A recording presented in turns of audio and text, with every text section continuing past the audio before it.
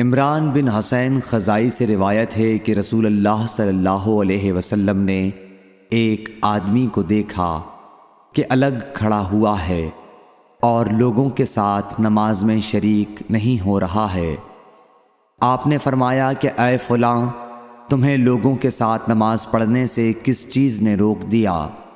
اس نے عرض کی، یا رسول اللہ، مجھے غسل کی ضرورت ہو گئی اور پانی نہیں ہے۔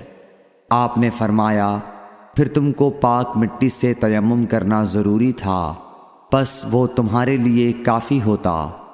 صحیح بخاری حدیث نمبر 348۔ غفاری رضی اللہ تعالی عنہ یہ حدیث بیان کرتے تھے کہ حضرت صلی اللہ علیہ وسلم نے فرمایا کہ میرے گھر کی چھت کھول دی گئی۔ اس وقت میں مکے میں تھا۔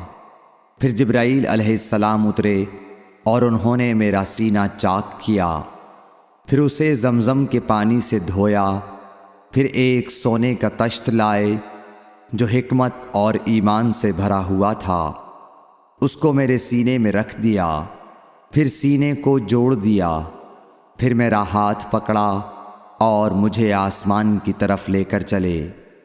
جب میں پہلے آسمان پر پہنچا تو جبرائیل علیہ السلام نے آسمان کے داروغہ سے کہا، کھولو۔ اس نے پوچھا، آپ کون ہیں؟ جواب دیا کہ جبرائیل۔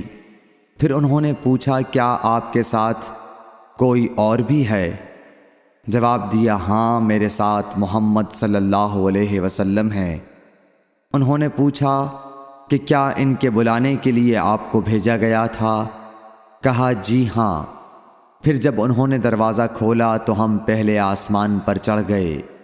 وہاں ہم نے ایک شخص کو بیٹھے ہوئے دیکھا۔ ان کے داہنی طرف کچھ لوگوں کے جھنڈ تھے اور کچھ جھنڈ بائیں طرف تھے۔